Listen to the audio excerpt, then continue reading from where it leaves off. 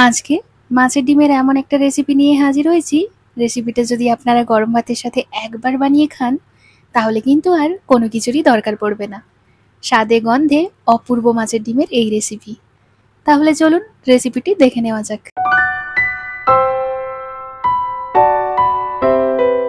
এখানে আমি 300 গ্রাম মতো মাছের ডিম ধুয়ে পরিষ্কার করে নিয়েছি। তারপর মাছের ডিমটা খুব ভালোভাবে চটকে নিচ্ছি, যাতে মাছের ডিমের মধ্যে কোনোভাবেই কোনো দলা না থেকে যায়।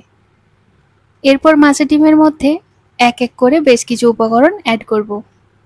প্রথমেই দিয়ে দিচ্ছি স্বাদ অনুযায়ী লবণ, সামান্য একটু হলুদের গুঁড়ো, দিয়ে দিচ্ছি অল্প পরিমাণে জিরের গুঁড়ো আর ধনের গুঁড়ো, সামান্য একটু দিলাম ঝালের জন্য লঙ্কার গুঁড়ো। আর আশা করছি আপনারা মশলাগুলো দেখে বুঝতে পারছেন ঠিক কতটা পরিমাণে। তবে গুঁড়ো মশলাগুলো প্রায় 1 চা চামচের 4 ভাগের 1 ভাগ করে রয়েছে। আর এখানে আমি 300 গ্রাম মাছের ডিমের জন্য 1 চামচ পরিমাণে বেসন ব্যবহার করছি। দিয়ে দিলাম ছোট সাইজের একটা পেঁয়াজ কুচি। পেঁয়াজটা কিন্তু খুব বেশি দেওয়া যাবে না, তখন আবার ভাজতে ভাজতে মাছের ডিমের বড়াটা কিন্তু ভেঙে যেতে পারে। আর দিয়ে দিলাম প্রায় 2টো কাঁচা লঙ্কা কুচি। এরপর দেখুন খুব ভালোভাবে আবারও সমস্ত উপকরণ হাতে করে ফেটিয়ে ফেটিয়ে মাছের ডিমটাকে মেখে নেব, যাতে বেসনের মধ্যে যেটুকু দলাভাব রয়েছে সেটাও খুব ভালোভাবে মিশে যায় আর মাছের ডিমের মধ্যে মশলাগুলো খুব ভালোভাবে মাখানো হয়ে যায়। মাছের ডিমটা ভালোভাবে মেখে নিলাম। এরপর মাছের ডিমটাকে সাইডে রেখে দিচ্ছি। প্রায় 10 মিনিটের জন্য একটু ওয়েট করব, যাতে মাছের ডিমের মধ্যে মশলাগুলো কিন্তু খুব ভালোভাবে মিশে যায়। প্রায় 8 থেকে 10 মিনিট পরে আমি একটা প্যান বসিয়ে নিয়েছি। প্যানটা গরম করে দিয়ে দিলাম পরিমাণ মতো সরষের তেল। এই তেলের মধ্যে কিন্তু মাছের ডিমটা সুন্দরভাবে ভাজা হয়ে যাবে। প্যানের চারিদিকে তেলটাকে ভালোভাবে লাগিয়ে নিয়েছি। এরপর প্যানটা কিন্তু খুব ভালোভাবে গরম করে নিতে হবে। প্যানটা গরম হয়ে গেলেই গ্যাসের ফ্লেমটাকে একদম লোতে করে দিয়েছি। গ্যাসের ফ্লেমটা লোতে করে পুরো মাছের ডিমটাই একসাথে দিয়ে দিলাম। আর হাতে করে একটু বিছিয়ে নিচ্ছি, যাতে এক জায়গায় স্তূপভাবে না থাকে, তাহলে কিন্তু এক জায়গাটা মোটা হয়ে যাবে, তখন আর খেতে ভালো লাগবে না। আবার ভেতর অবধি তখন কিন্তু মাছের ডিমটা ভাজাও হবে না। আবার খুব বেশি পাতলা দিলেও মাছের ডিমের এই বড়াটা ভেঙে যেতে পারে। আপনারা রেসিপিটা দেখতে থাকুন, তাহলেই বুঝতে পারবেন যে ঠিক কতটা মোটা আমি মাছের ডিমের এই বড়াটা দিয়েছিলাম। গ্যাসের ফ্লেম লোতে রেখেছি। তলাটা দেখুন অল্প একটু জমে গেছে। এরপর তলাটা অল্প করে একটু তুলে তেলটাকে ভালোভাবে বড়ার নিচ অবধি দিয়ে দিলাম। এরপর গ্যাসের ফ্লেম লোতে রেখে ঢাকনা দিয়ে কিছুক্ষণের জন্য ঢেকে রাখছি। কিছুক্ষণ পরে ঢাকনাটা খুলে আপনাদের দেখাচ্ছি। দেখুন সুন্দরভাবে তলার দিকটা কিন্তু জমে গেছে। তবে মাছের ডিমের এই বড়া এইভাবে কিন্তু তোলা যাবে না। আপনারা চাইলে একটা প্লেটের মধ্যে বড়াটা নামিয়ে নিয়ে প্লেটটাকে উল্টে প্যানের মধ্যে দিয়ে দিতে পারেন।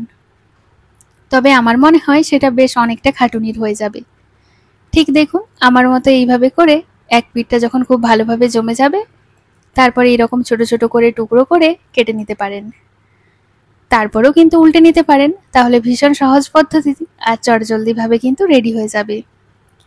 কারণ আমাদের হাতে খুব বেশি কিন্তু সময় থাকে না, এমন কিছুভাবে রেসিপিটা রান্না করতে হবে যাতে খেতেও বেশ ভালো হয় আর রেসিপিটা চটজলদি বানানো হয়ে যায়। দেখুন সুন্দরভাবে বড়াগুলোকে উল্টে নিয়েছি, একটু ছোট ছোট টুকরো করে কেটে নিয়েছিলাম। এরপর কিন্তু অপর পিঠটাকেও ভাজতে হবে। আমি আরও খুন্তিতে করে ছোট ছোট করে টুকরো করে নিচ্ছি। দেখুন কতটা সুন্দরভাবে পিসগুলো হয়ে যাচ্ছে, একদম ঠিক যেন ছুরিতে কাটার মতো। কোনো রকম ঝামেলা নেই। আপনারা বাড়িতে অবশ্যই একবার হলেও এই রেসিপিটা বানিয়ে দেখবেন। চাইলে কিন্তু এইভাবেও মাছের ডিমের বড়াটা ভেজেও খেতে পারেন, ভীষণই ভালো লাগে।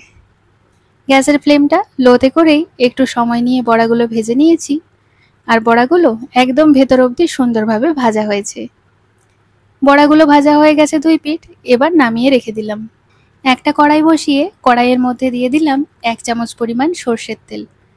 রান্নাটা কিন্তু পুরোটাই সরষের তেলেই করতে হবে। তেল থেকে কাঁচা গন্ধটা চলে গেছে। এবার ফোড়নে দিয়ে দিচ্ছি একটা শুকনো লঙ্কা আর অল্প একটু জিরে। নাড়াচাড়া করে ফোড়নটা থেকে সুন্দর যখন একটা গন্ধ এসেছে, তারপর দিয়ে দিলাম একটা ছোট সাইজের পেঁয়াজ কুচি। পেঁয়াজগুলোকে দেখুন বেশ ছোট ছোট করে কুচি করে নিয়েছি। এরপর নাড়াচাড়া করে পেঁয়াজটা সুন্দর একটা লালচে রং ধরিয়ে ভেজে নিচ্ছি। রেসিপিটার মধ্যে কিন্তু খুব একটা বেশি মশলা একদমই ভালো লাগে না। অল্প মশলা দিয়ে রেসিপিটা কিন্তু খেতে খুব ভালো হয়। পেঁয়াজ যখন একদম লালচে রং ধরে গেছে, তারপর দিয়ে দিলাম 1 চামচ পরিমাণে আদা রসুন বাটা। অনবরত নাড়াচাড়া করে রসুন থেকে কাঁচা গন্ধটা চলে যাওয়া অবধি অপেক্ষা করব। মশলাটার কাঁচা গন্ধ চলে গেছে, এরপর এখানে 1 চিমটি করে কিছু গুঁড়ো মশলা অ্যাড করছি। 1 চিমটি দিয়ে দিলাম হলুদের গুঁড়ো, 1 চিমটি ঝালের জন্য লঙ্কার গুঁড়ো, আর 1 চিমটি করে জিরের গুঁড়ো আর ধনের গুঁড়ো। গুঁড়ো মশলাগুলো দেওয়ার পর সামান্য একটু জল দিয়ে দিয়েছি, যাতে গুঁড়ো মশলাগুলো পুড়ে না যায়। এরপর গ্যাসের ফ্লেমটাকে লোতে করে একটু সময় নিয়ে মশলাটা খুব ভালোভাবে কষিয়ে নিতে হবে। মশলাটা ভালোভাবে কষানো হয়ে গেছে। মশলা থেকে যখন অল্প অল্প করে তেল ছেড়ে আসছে, তখন দিয়ে দিলাম কেটে রাখা আলু। স্বাদ মতো লবণ দিয়ে আলুটাকে নাড়াচাড়া করে প্রায় 1 থেকে 1.5 মিনিট মতো একটু কষিয়ে নিচ্ছি। একদম দেখুন বেশ শুকনো শুকনো হয়ে গেছে। অল্প জল দিয়ে জলটা নাড়াচাড়া করে মিশিয়ে নিচ্ছি। দেখুন কতটা সুন্দর একটা কালার চলে এসেছে। এবার ঢাকা দিয়ে আলুটাকে সেদ্ধ হতে বসিয়ে দিলাম 7 মিনিটের জন্য। 7 মিনিট পরে ঢাকনাটা খুলে নিলাম। দেখুন আলুটা বেশ সেদ্ধ হয়ে গেছে আর দেখতেও খুব সুন্দর হয়েছে। এরপর আমি এখানে 2 কাপ পরিমাণ জল দিয়ে দিলাম। জলটা ভালোভাবে মিশিয়ে নেব। এবার এই ঝোলটা ফুটে যাওয়া অবধি অপেক্ষা করব। এখন সামান্য একটু লবণ আর চিনি দিয়ে দিয়েছি। চিনিটা কিন্তু অবশ্যই দিতে হবে, তাহলে টেস্টটা ব্যালেন্স হবে। আর রেসিপিটা কিন্তু খেতেও বেশ ভালো লাগবে। ঝোলটা যখন ফুটে উঠেছে, তখন দিয়ে দিলাম ভেজে রাখা মাছের ডিমের বড়াগুলো। মাছের ডিমের বড়াগুলো যখন ভেজেছি, আপনারা দেখতেই পেয়েছেন একটুখানিও কিন্তু ছিটকে গায়ের মধ্যে আসেনি। ভীষণই সহজ পদ্ধতি আর খেতেও ভীষণই ভালো হয়। বড়াগুলো দেওয়ার মিনিট 2-3 সময় নিয়ে গ্যাসের ফ্লেমটা লো টু মিডিয়ামে রেখে রান্নাটা করে নিচ্ছি, যাতে খুব ভালোভাবে ঝোলের মধ্যে মাছের ডিমের বড়ার টেস্টটা চলে যায়। এখানে কিন্তু আপনারা চাইলে নিজেদের পছন্দ মতো আরও একটু শুকনো করে নিতে পারেন রেসিপিটা, আরও একটু গা মাখা রাখতে পারেন। এরপর রেসিপিটাকে নামিয়ে নেব। নামিয়ে নেওয়ার আগে দিয়ে দিলাম কয়েকটা কাঁচা লঙ্কা আর সামান্য ধনেপাতা কুচি। আমি আবারও বলছি, রেসিপিটার মধ্যে কিন্তু খুব বেশি মশলা একদমই ভালো লাগে না। খুবই সামান্য পরিমাণে মশলা দিয়ে রান্না করবেন, তাহলেই কিন্তু বেশ ভালো লাগবে। আরেকবার নাড়াচাড়া করে মিশিয়ে নিয়ে গ্যাসের ফ্লেমটাকে অফ করে দিয়ে ঢাকনা দিয়ে ঢেকে দিয়েছিলাম, যাতে সুন্দর গন্ধটা রেসিপির মধ্যে ভালোভাবে মিশে যায়। তারপর রেসিপিটাকে 5 মিনিটের জন্য স্ট্যান্ডিং টাইমে রেখেছিলাম। তারপর দেখুন রেসিপিটাকে নামিয়ে নিয়েছি। কতটা দুর্দান্ত কালার এসেছে।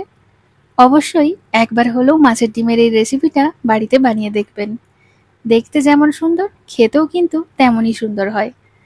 গরম ভাতের সাথে জাস্ট জমে যাবে। তাহলে আজ এই পর্যন্তই। দেখা হবে পরের ভিডিওতে। সবাই ভালো থাকবেন, সুস্থ থাকবেন। আজকের মতো টাটা।